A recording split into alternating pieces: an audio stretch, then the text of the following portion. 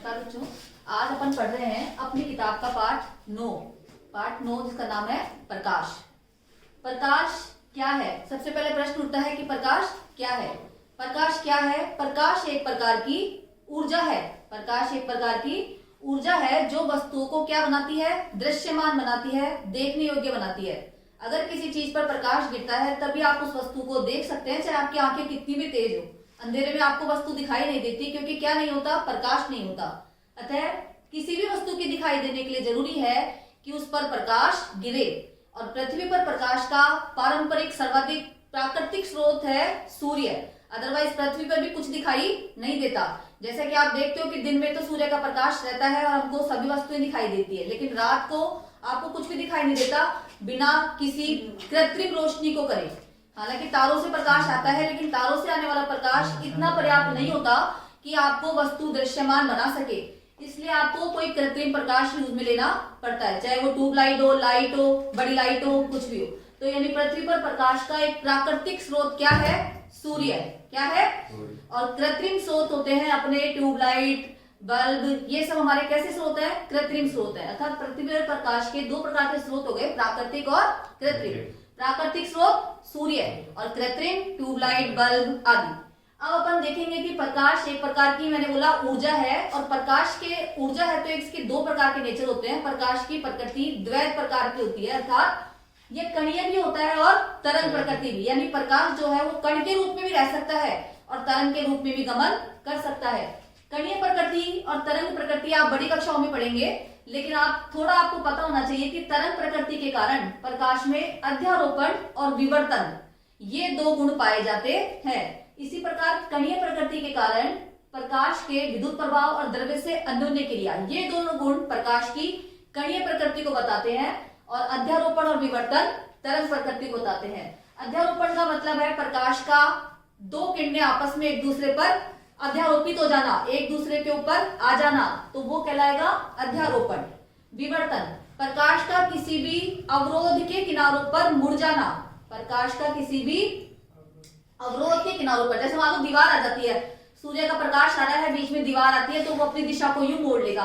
तो प्रकाश का किसी भी अवरोध के किनारों पर मुड़ जाना विवर्तन कहलाता है। प्रकाश विद्युत प्रभाव, प्रकाश विद्युत प्रभाव से जैसे नाम से स्पष्ट है कि यदि प्रकाश किसी वस्तु पर गिरे और उस वस्तु में बिजली उत्पन्न हो जाए, विद्युत उत्पन्न हो जाए, तो उसको बोलेंगे प्रकाश विद्युत प्रभाव। इसी प्रकार द्रव्य से अन्योन्य क्रिया यानी पदार्थ से क्रिया। अब अपन देखेंगे वस्तुओं का दिखाई देना। वस्तुओं का यानी मैंने बताया आपको कि प्रकाश की वजह से ही आप वस्तुओं को देख सकते हैं। प्रकाश ना हो तो वस्तुओं को नहीं देख सकते। यानी प्रकाश उस वस्तु पर गिरेगा, प्रकाश उस वस्तु पर गिरेगा और वस्तु से वो प्रकाश क्या हो जाएगा? परावर्तित। प्रकाश उस वस्तु से परावर्तित हो जाएगा। परावर्तन का मतलब होता है उस किसी भी चीज का किसी अन्य वस्तु से टकराकर पुनः उसी माध्यम में लौट आना, पुनः उसी दिशा में लौट आना, उसे बोलते हैं परावर्तन।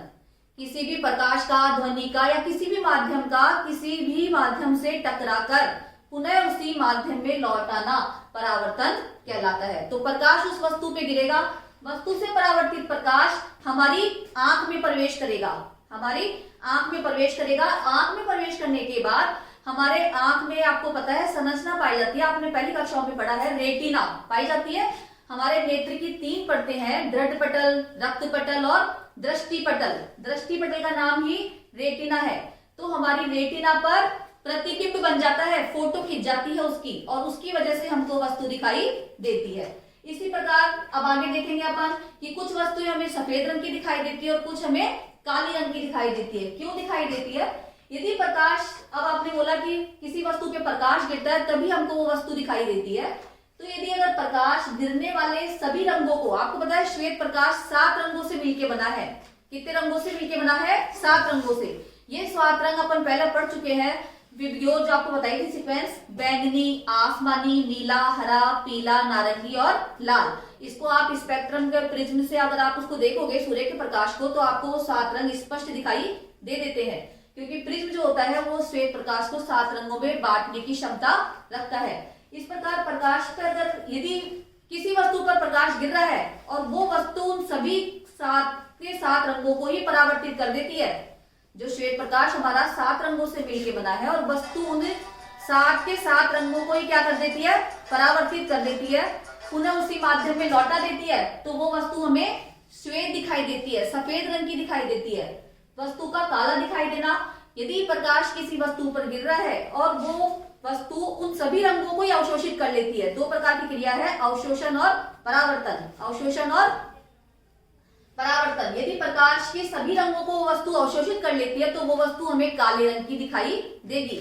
अब मैं कहूं कि किसी वस्तु को हमको हरे रंग की दिखाई दे रही है, यानी उस वस्तु ने सभी रंगों को तो अवशोषित कर लिया लेकिन हरे रंग को परावर्तित कर दिया, हरे रंग को, इसीलिए हमको वस्तु कौन सी दिखाई दे रही है, हरी।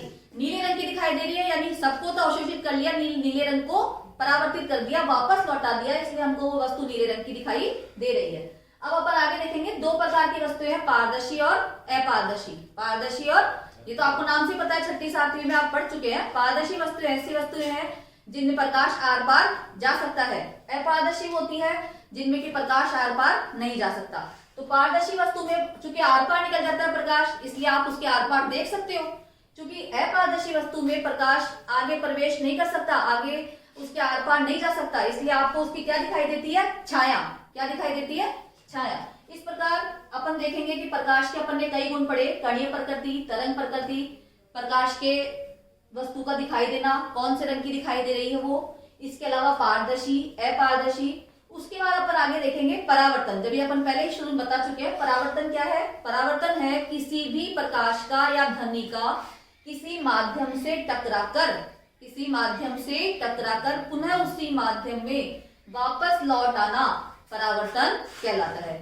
परावर्तन के लिए अपन देखते हैं कि अपन को अपनी फोटो किस किस में दिख जाती है, कांच में दिख जाती है, पानी में दिख जाती है, यानी इस सब प्रकाश को क्या कर रहे हैं, परावर्तित कर रहे हैं। क्या कर रहे हैं, परावर्तित। तो यहाँ अपन पढ़ेंगे दर्पण के बारे में। किसके बारे में, दर्पण के बारे में। दर्पण क्या है, दर्पण एक चिकनी और चमकीली सतह है। दर्पण एक चिकनी और चमकीली सतह है जो प्रकाश को परावर्तित कर देती है, जो प्रकाश को परावर्तित कर देती है। चिकनी और चमकीली सतह से आप देखोगे कि अपने जो भी अपन शीशा देखते हैं उसमें एक साइड लकड़ी का बोर्ड लगा रहता है या फिर कुछ लेप करा हुआ रहता है, यानी अगर उसके दोनों तरफ होता है तो आप जो फोटो दिखाई देगी आपको स्पष्ट दिखाई नहीं देगी। तो यानी उसके एक सतह पे अपन क्या कर देते हैं, किसी प्रकार की पॉलिश कर देते हैं और एक सतह उसकी पारदर्शी रहने देते हैं, तब अपन को अपनी वस्तु उसमें, अपना चित्र उसमें दिखाई देता है। तो एक चिकनी और चमकीली सतह जो प्रकाश का परावर्तन कर सकती है क्या कहलाएगी, दर्पण कहलाएगी। अगर अपन अब कल पढ़ेंगे या थोड़ा, दर्पण जो होंगे दो प्रकार के होंगे, समतल और गोलीय। समतल और गोलीय।